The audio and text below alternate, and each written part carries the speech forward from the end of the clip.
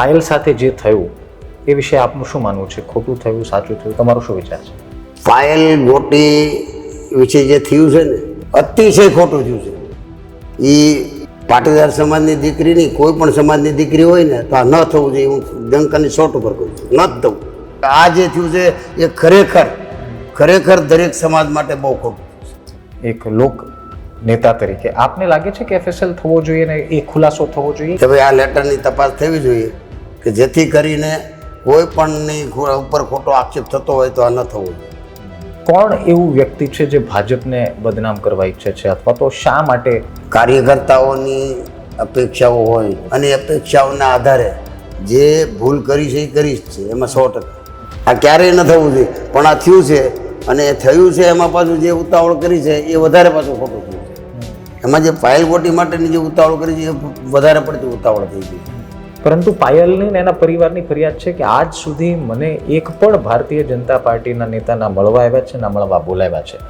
તો એક નેતા તરીકે આપને નથી લાગતું દીકરીના પરિવારને, એક દીકરીને મળવું જોઈએ? પાયલ ગોટી જ્યારે જેલમાં હતી, દિલીપભાઈ પોતે જ એમને મળવા ગયા હતા જેલની અંદર, અને દિલીપભાઈ મળવા જાય એટલે આખું ભારતીય જનતા પાર્ટી આવી. બહાર આવ્યા પછી તો કોઈ એને મળવાની કે બીજું કંઈ હતું જ નહીં. જે કંઈ વિધિ હતી એ પૂર્ણ થઈ ગઈ હતી.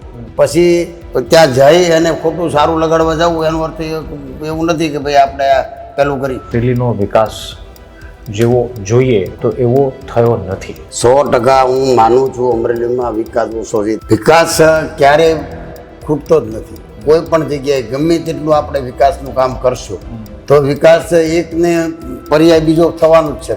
વિકાસની વાત કરીએ ને તો અમરેલીમાં નહીં, કોઈ પણ ડિસ્ટ્રિક્ટ હોય કે કોઈ પણ સ્ટેટ હોય, વિકાસની ભૂખ ક્યારેય જતી જ નથી. વિકાસ તો દરેક લોકોને જોઈએ છે અને દરેક સરકારની અંદર અપેક્ષા પણ લોકોની હોય વિકાસ માટે. ભ્રષ્ટાચાર છે, આપ માનો છો એ વાતને કે અમરેલીમાં ભ્રષ્ટાચાર છે? એ બધું હતું એવું નહોતું એવું નથી. ખૂબ મોટા નેતાઓ અહીંથી ગયા પણ રાજકીય વિવાદ બંધ નથી થતા, એનું શું કારણ? કોઈ પ્રકારનો વિવાદ છે જ નહીં. અરે સાહેબ, ના આક્ષેપો ઉપર ભાજપ વાળાએ કોઈ ભાજપના સામે આક્ષેપ કર્યા છે નહીં એટલે ભાજપમાં આંતરિક યુદ્ધ નથી ને? જરાય નહીં. આપ ડંકે કી ચોટ પર કહો છો? આ ડંકેની ચોટ ઉપર જ ભાજપના કૌશિક વેકરિયાની ઉપર આરોપ છે, કોણે લગાડ્યો? કૌશિક વેકરિયાની ઉપર આરોપ લગાડ્યો હોય એ જ દેખો તમને કે ભાજપની એ કંઈ પેલું ન કહેવાય. ભાજપનો તમે જે હાઈ લેવલના નેતામાં ક્યાંય વિરોધ છે? હાઈ લેવલના નેતાની વાત પણ આરોપ લગાડનાર એ કાર્યકર્તા છે. કાર્યકર્તા આજે મારી ઉપર પણ આરોપ લગાડી શકે. કાર્યકર્તાની તો શું છે, અમુક મર્યાદા હોય. એનું એક કામ ન થાય તો એ એમ કે ભાઈ આવું કરે છે, એની અમુક મર્યાદા હોય. કે કોંગ્રેસના લોકો જ્યારથી કોંગ્રેસ છોડી ભારતીય જનતા પાર્ટી સાથે જોડાય છે કે આંતરિક ખટરાગ નાનો મોટો ભારતીય જનતા પાર્ટીમાં જે પાર્ટી વિથ ડિસિપ્લિન કહેતા હતા એમાં શરૂ થઈ ગયો.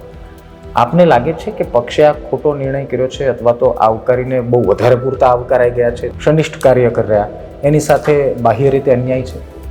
આપણો ભારતીય જનતા પાર્ટીનો ઓરિજિનલ કાર્યકર્તા હોય, વર્ષોથી ભારતીય જનતા પાર્ટીનું કામ કરતું હોય અને એને સાઈડ લાઈન કરી અને જો એમને પ્રાયોરિટી આપવામાં આવે તો હરેક કાર્યકર્તાને દુઃખ લાગે, મને પણ લાગે ને કાર્યકર્તાને પણ લાગે. क्योंकि पुराना कार्यकर्ता है जीत की निशानी है और जो आया हुआ है ना वो जल्दबाजी है.